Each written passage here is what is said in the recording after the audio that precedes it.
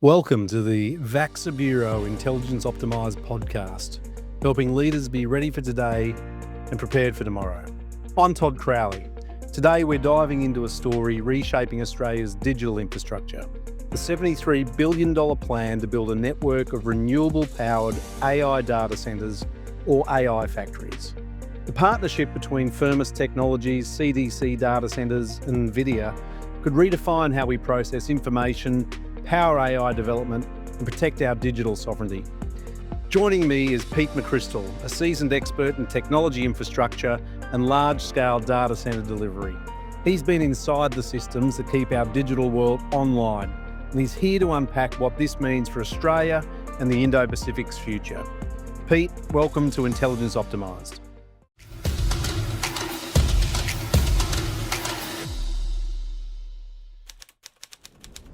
Let's start with the headlines in the news recently. We've seen talk of a $73 billion AI factory rollout.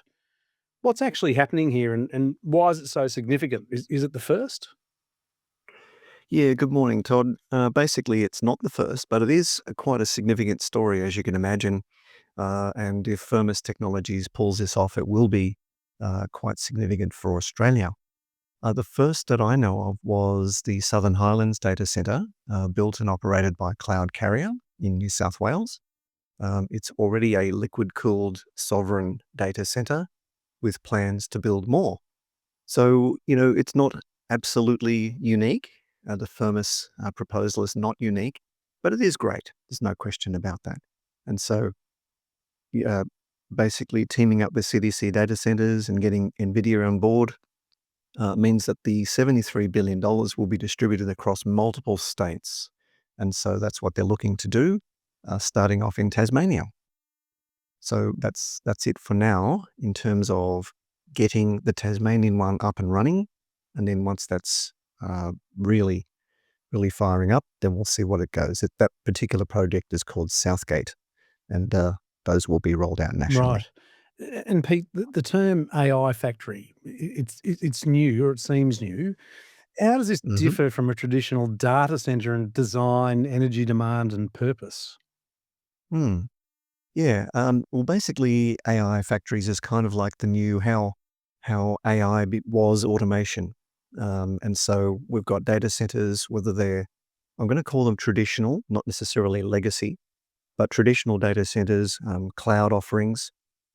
Cloud in infrastructure is largely around using computers in racks that use CPUs and a lot of memory. So they're computing away, taking our requests and processing data, and that's all great. However, that kind of paradigm produces a lot of heat, consumes a lot of electricity, and the crunch is in the CPU. The AI factory is going to be using computers that have GPUs, and that means that's a lot more grunt, if you like, but it also uses a lot more power. Pete, just for our listeners, if you could provide them with a bit of familiarity around the acronym, so CPU and GPU. Yeah, okay, thank you. It's CPU is central processing unit, and that basically is in-out. So your data goes into a brain, basically. The brain has to decide in binary terms what it's going to do. It will feed some of that off into other processors, and it will crunch things, whether that's numbers or data insights of some sort, and return the result set to the requester. GPUs is graphics processing units, so they were built and engineered much more in depth and able to crunch a lot more data concurrently, but not at the rate of, say, quantum computers or anything like that. But they do use a lot more computing power to produce the AI-generated insights that we see out of ChatGPT or Gemini or Copilot or whatever we're doing. Right, hence the extra energy required to power them. Yes. Right, got you. Yeah, grunt equals power, basically. Right. So Pete, why Australia and why now? So what makes Australia so attractive for this level of AI infrastructure investment? Is it about energy, geography, regulation, or something else? It's a little bit of all of that. Australia has an absolutely fantastic history of, innovations, inventions, and that kind of thing. We have a terrific, so far, still, great skill inventory. So we've got some very clever folks here who can do some pretty amazing things. Being in the southern hemisphere is great. We're away from, let's say, some of the geopolitical sensitivities. We can generate our own power through wind and solar. We've got our own resources on board. We've already got a fantastic national grid. Yes, it needs, improving, and I'm not going to go there. But basically, in the southern hemisphere, we would be most well positioned to serve both Australia, let's say Asia as well, New Zealand and others, and ourselves. I think we are a huge consumer of information, and so therefore, why not? We have all of the resources and skill to do that. And Pete, you mentioned our near neighbours in the Indo-Pacific who could potentially take advantage of these AI factories. Why wouldn't they build their own sovereign, data centres or AI factories? hmm Well, I guess it comes down to capital allocation, if you like. You need a fair bit of real estate if you're going to do this at scale, and we've seen that happen in the US.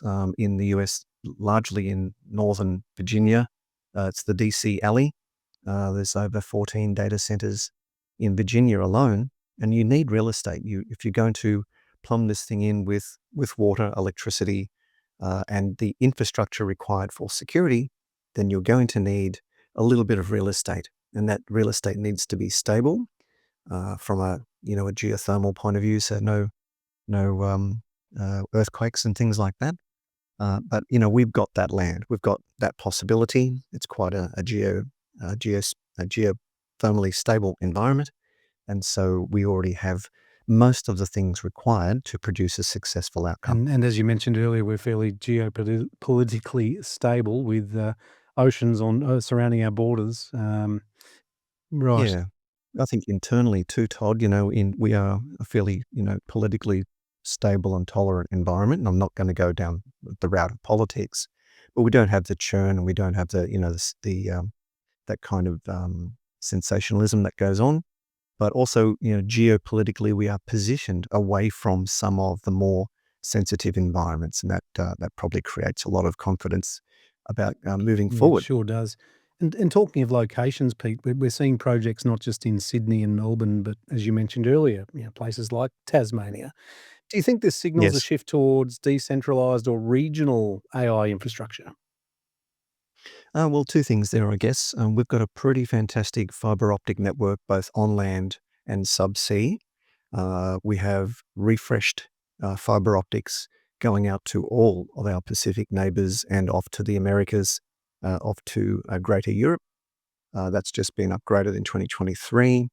In Australia, we've got a fairly terrific range of fiber optic options, and so that's not a problem from a speed point of view. Tasmania was chosen, I guess, mainly because it's in what we would call a renewable energy zone. So, and the same thing for Far North Queensland. So FNQ equals res. So the renewable energy zone is solar and wind to capitalize on what that geophysical environment is. So yeah, we're doing pretty well in that regard. Tasmania was probably the first one to kick off with some political support. It's far enough away so that it can serve other environments without too much of competition being around it.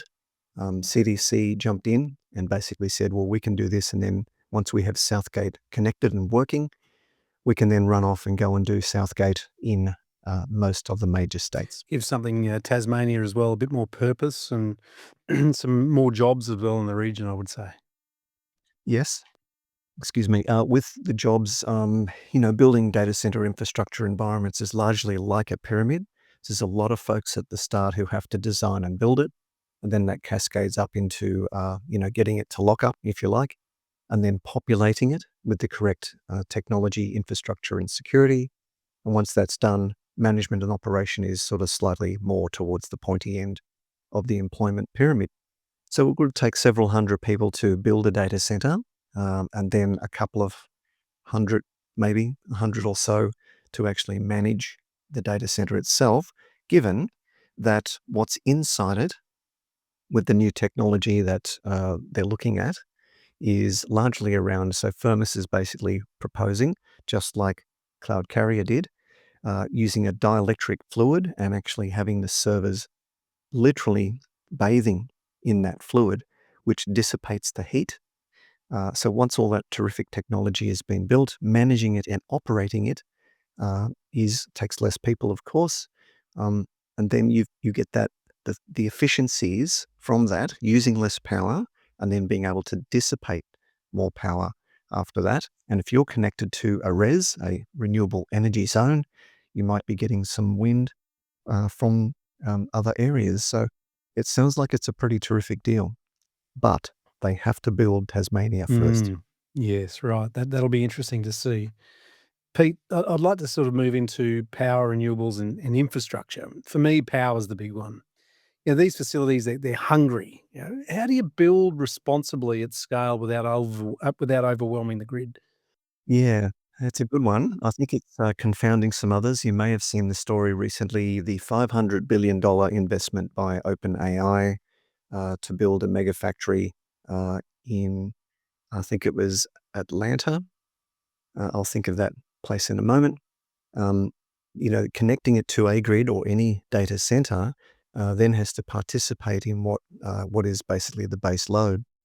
If they can generate it themselves, or in the first instance use much less, well then they can be a net operator, basically I wouldn't say net zero, but they won't be consuming the enormous amounts that traditional data centers would use right now.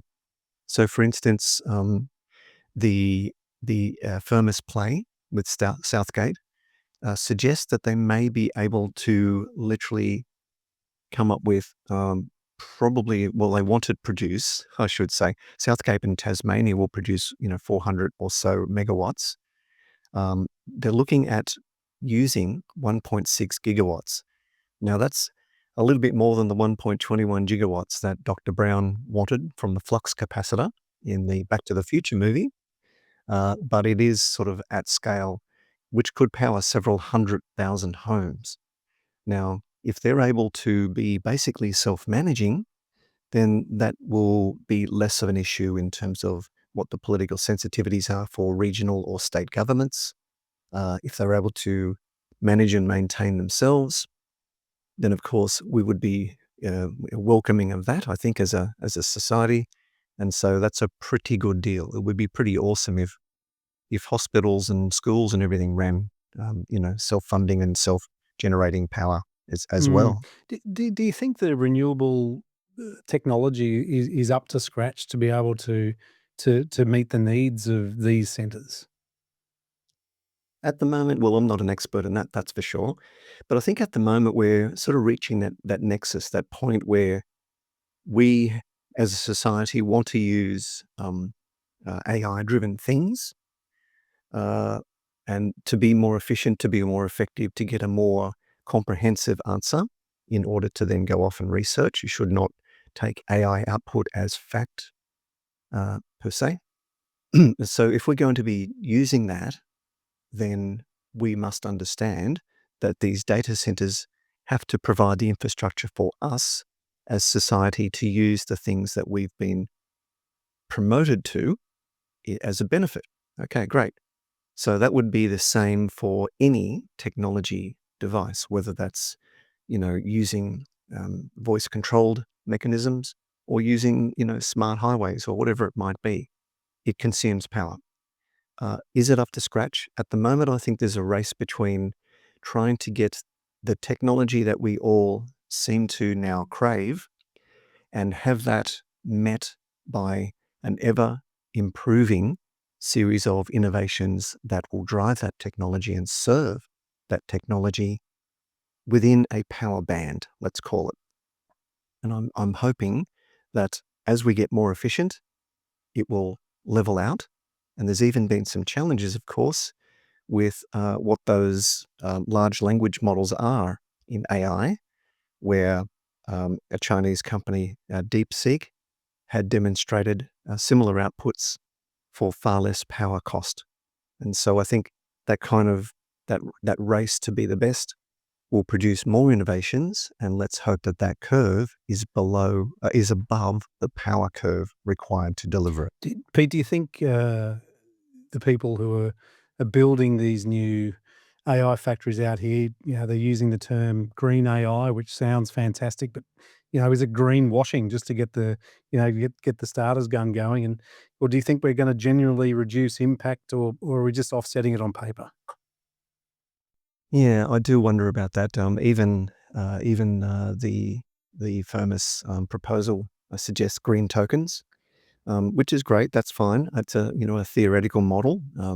Energy tokens, but it has to translate into a very calculable outcome and process.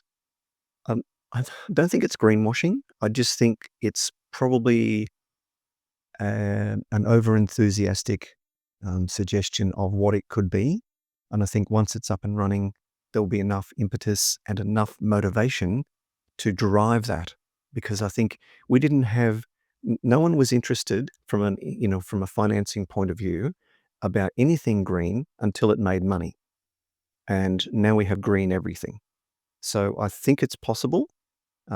Once these data centers are up and running and they're able to demonstrate their efficiency, then I think that will be not a no-brainer, but I do believe that it'll be a validated mechanism. Good point. Good point. Pete, let's move on to sovereignty, security, and risk. There's a lot of talk about sovereign capability, and not just hosting data, but controlling the compute that powers AI systems. What does sovereignty mean in this context? Yeah, basically, it gets thrown around a lot, as you and I have heard over the decades. But effectively, sovereign basically means, buy Australia for Australia, or buy a country for a country. So we would want a level of governance in a sovereign data center, how it's built and with what materials, what are the components, and are we able to have that provider validate what those components are, so that the Commonwealth can feel comfortable that there's nothing nefarious in there. Once built, we would have a much better understanding of, from a governance point of view, so that we could audit that and provide the checks and balances required to produce confidence in using the critical infrastructure legislation. And so I think a sovereign data center would also serve our data, instead of our data ending up in a foreign company's data center. And quite frankly, we don't know where that's going. It will probably be co-processed, may or may not be sent overseas. There's probably a lot of validation requests around that. How that is validated and proven out would probably be a lot more hoops to jump through than it would be if it was a sovereign data center with holding sovereign data and governed in our structure.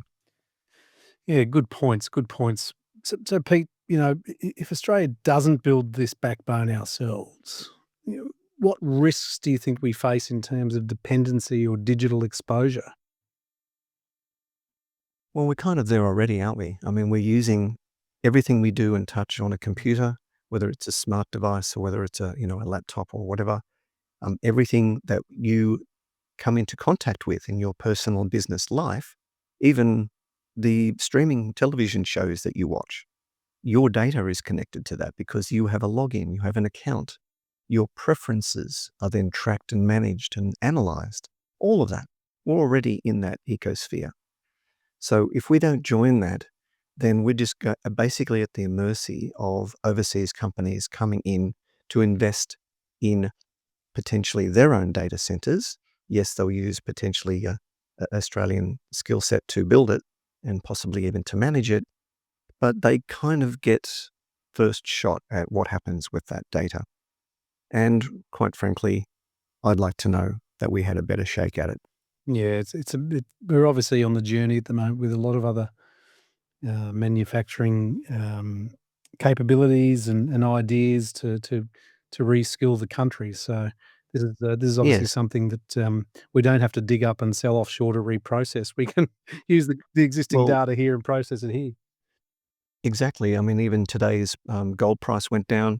There's a bit of a flurry about that. Australia is the third largest producer of gold, and yet we export 60% of it. And then ridiculously, we buy gold. So, let's try and be, the masters of our own destiny. And if we're going to have and want AI in our personal and professional lives, then let's have a say in that in terms of designing, building, managing, and operating it here in Australia Yeah, for it's a great Australians. opportunity. It's a really good opportunity. It is, Pete, yes. let's have a bit of a chat about jobs, skills, and supply chain. Projects of this scale, they don't just build servers, they build workforces, and we spoke about that a little bit earlier. But what skills and industries stand to grow from this? Yeah, well, basically, we have already the expertise, and we've got companies like CDC, NextDC, Southern Highlands Data Center, the cloud folks, um, cloud carrier. We already have the expertise to design and build. As you can imagine, data centers require a lot of electrical engineering expertise, and we have that. Building them to a secure level and the models therein, the classifications of data centers for their security, we already have that. We've got some pretty terrific software engineers and management systems here. Sounds to me like we've got the expertise already. So I think that's fantastic. Given the growth that AI outputs, let's call them responses, or even co-processing through agents, that's another story. But effectively, that kind of mechanism typically requires 4 times the amount of compute than a typical Google search. And so that's a lot more generation of code, a lot more processing of the outputs. And therefore, at the rate at which we are consuming it, then we're going to need a lot more data centers. So I think from a jobs point of view, being at the sharp end is always the best. We've got the expertise in country. Let's use What them. about building skills, Pete, with tertiary partnerships, for example? There's a big push at the moment here in Australia and in the Indo-Pacific on STEM capabilities and harnessing and nurturing and developing those as well, not just for data centers, but for other important matters and items and products of national security. Surely there's got to be a great opportunity here for tertiary partnerships. Absolutely. And just for the record, STEM, science, technology, engineering, and math, we will always need that kind of skill. The mix changes. How we use it will change. There's been talk of AI producing its own code, but someone has to validate that from a national security point of view. We would want some pretty smart folks to interpret what's happening dynamically. And so, ITIL systems, ITSM systems would want to be smarter and smarter to make sure that we understand what's going on and to be able to use AI and leverage it to predict any nefarious activities, which I'm sure many companies are going for. But I feel like human insight usually is superior. We should be using AI as tools, not to replace human insight. Yeah.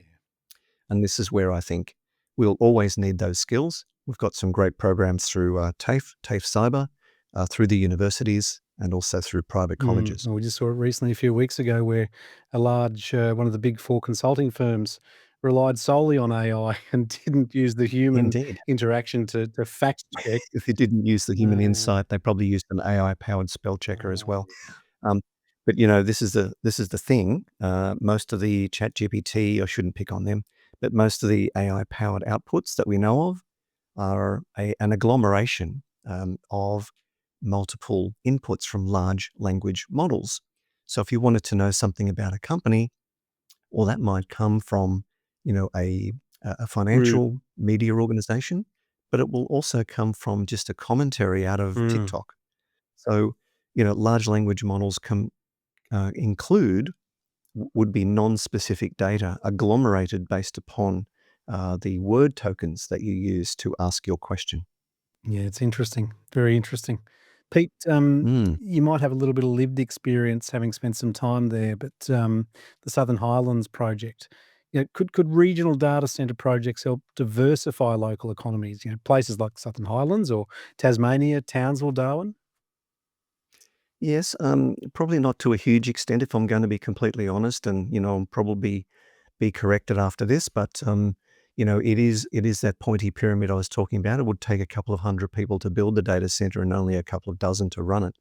But ultimately, it still needs to be secured. It still needs to be audited and validated. The electrical engineering requirement will not go away. The environmental interplay should always be a part of the operating model.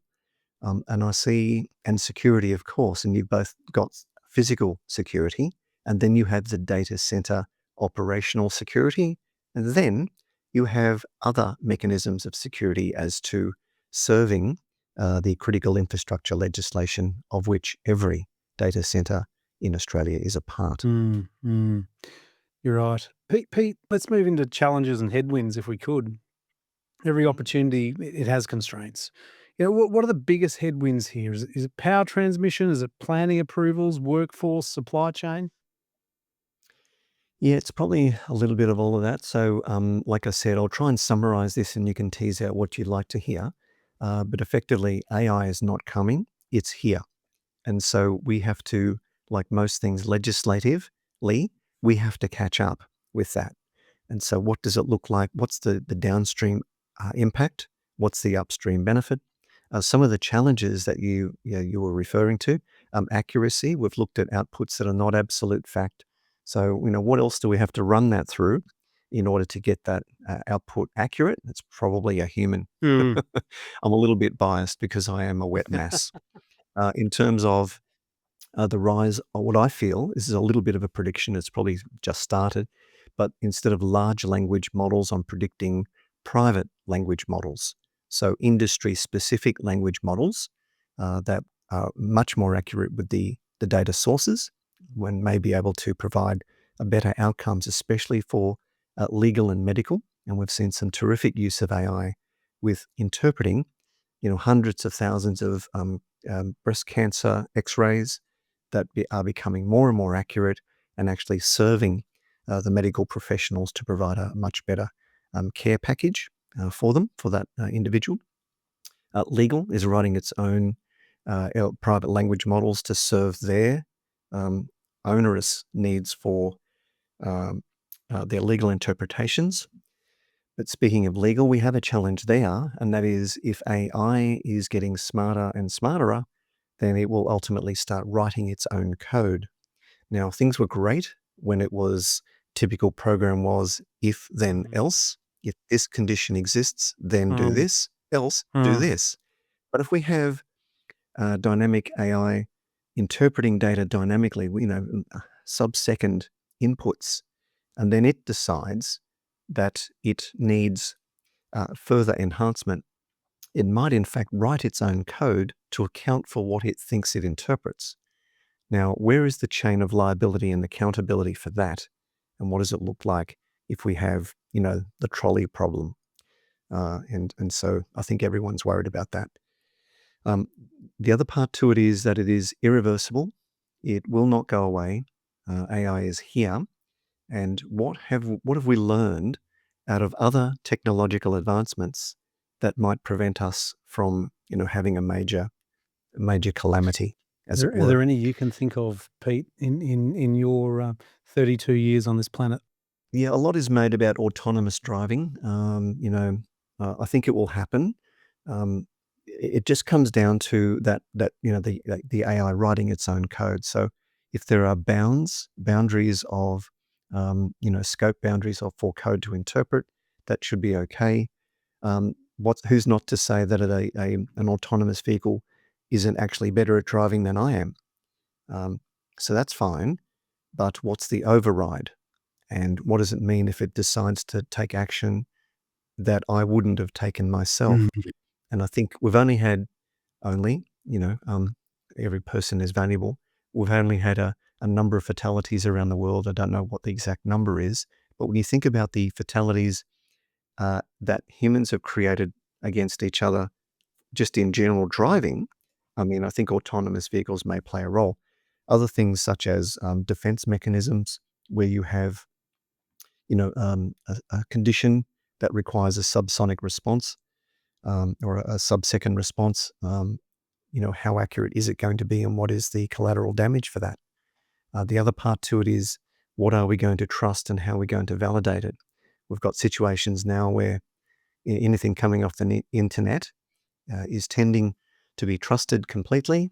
And I do think we need some sort of escrow model in order to cross-validate any form of data, and that includes an incoming phone call, text, or email. I cannot believe we simply don't seem to have the mechanisms to prevent a text message from entering your phone with a link, and we still have people affected by clicking on that link and then being scammed. I can't believe it in the 21st century. We still don't seem to have that under Well, maybe control. seem to have blockchain for a lot of other industries and purposes. I mean, it's very similar. Yeah, well, blockchains, if we can separate cryptocurrencies and all of that from blockchain is basically, a distributed ledger, but fundamentally, in essence, in one sentence, it basically means that you have provenance over the original data, and then through various mechanisms, you can validate absolutely everything in the supply chain.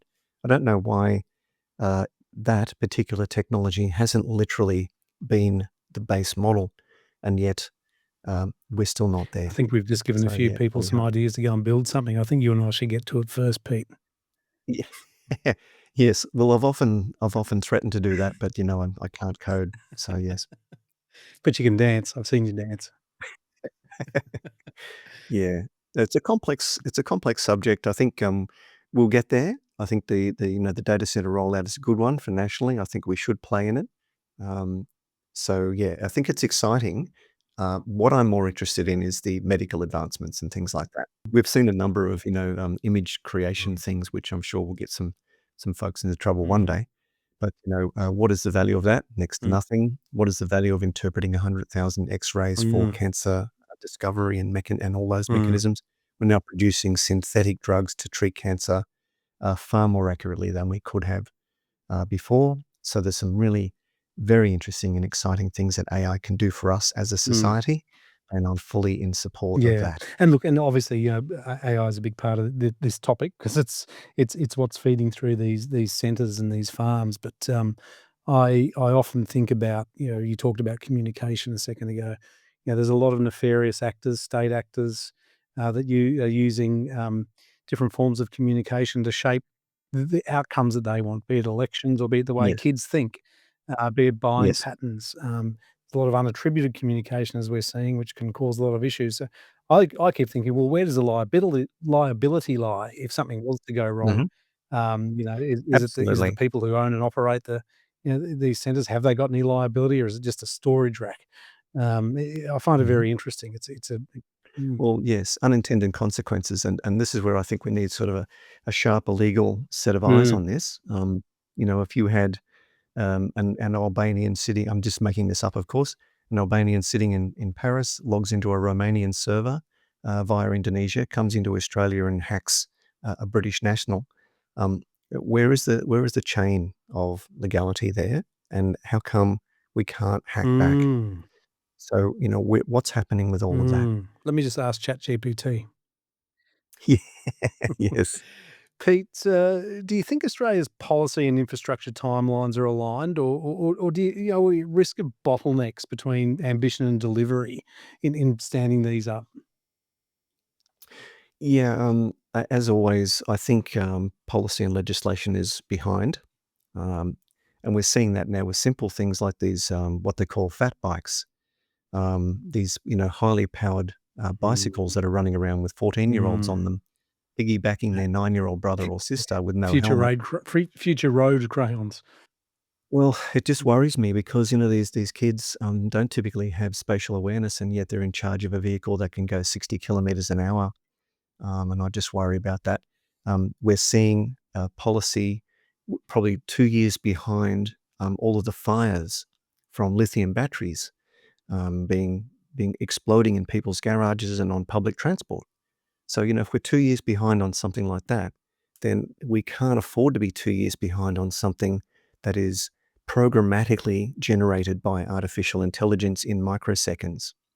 And so I feel that we need a department of common sense, and we kind of need to have some folks who know what they're talking about, not necessarily in Canberra, but available and rapid response to some of these things. I do feel we need some boundaries. Once we get to that boundary, and we're talking months, if not a year, we need a mechanism to halt AI until not necessarily legislative, but safety concerns can be addressed and this national security concerns can be addressed, and then let go of those boundaries and push them further out. And so I feel like that's a sense of control for something that I feel is already out of control. Pete, you've worked on some of this country's major national security programs in this space, so you would know. I'd take that advice on board without a doubt. Well, I think, the federal government and defence are very, very careful people. They want to get it right, but there is a cost to spending years trying to get it right the first time.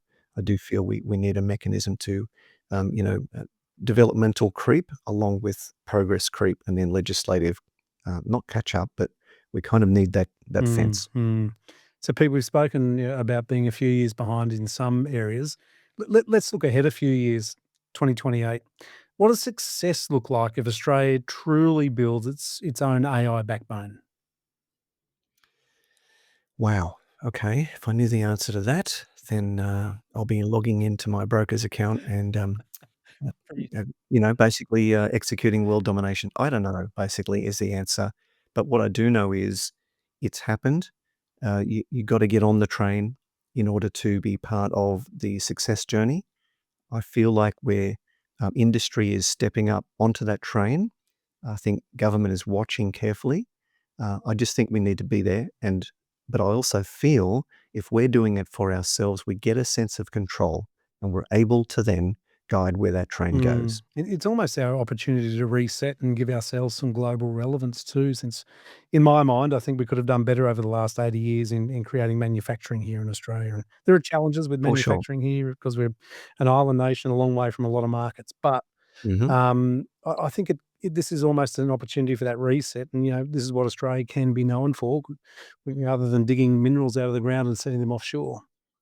For sure. And let's remember that AI is much more than just code outputs on a screen for you to decide which cat video you like. It's actually more interesting than that. So if we took the manufacturing facilities of Ford, Nissan, and Holden here in Australia, and we retooled them, we would have the world's best 3D printing infrastructure. And so when you think about 3D printing, that's everything from naval fitments through to engine parts, all sorts of amazing things that we could print here in Australia for Australia with potentially a very interesting export market. That's a really good point. That's really good insight. Really good insight. Actually, and some of the world's best 3D printing companies have originated in Australia. Speed 3D out of Darwin. Speed Yeah, 3D, yes. good Yeah, they're in guys. Sydney Uni as Yeah. well.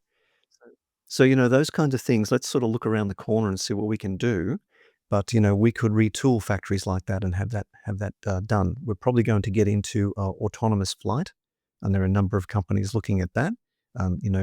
Two-person and four-person vehicles that can go, under the CASA flight plan from airport to, the top of a hotel in the city.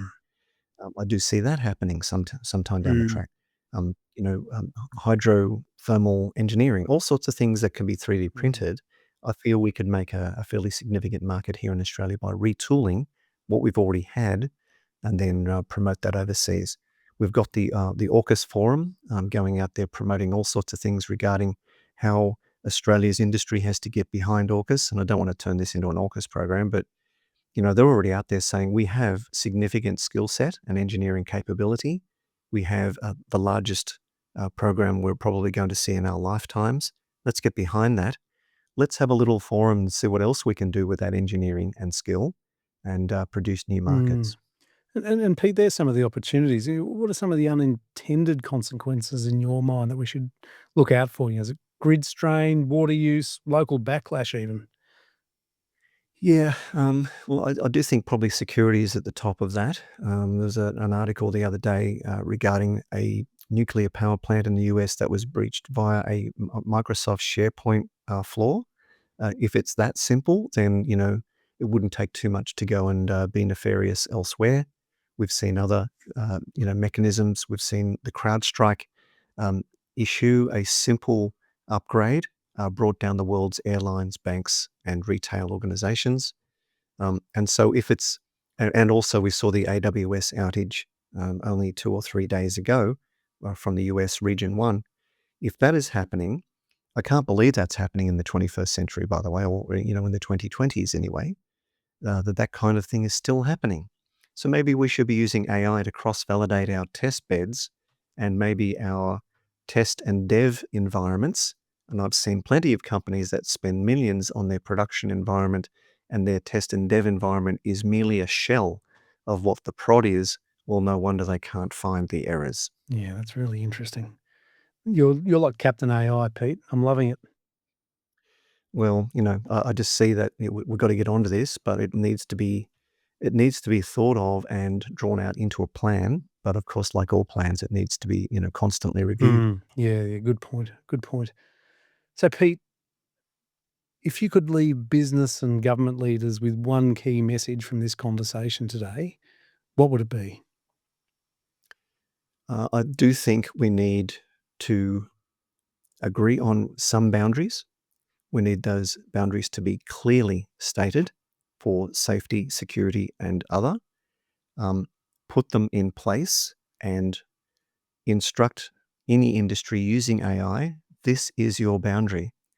Then with some self-reporting, I think to start with, let's find out who has reached those boundaries and under what circumstances to see if the boundaries need to be pushed out. I don't want to stop AI. I don't want to be the AI police. I just feel if we let industry go, we will end up with things that are irreversible because it's just too sensitive to the share price. Good point. Good point. Pete McCrystal, once again, thank you so much for joining me today. Your insights are invaluable. I look forward to catching up with you again soon. Been a lot of fun talking with you, Todd. Thank you.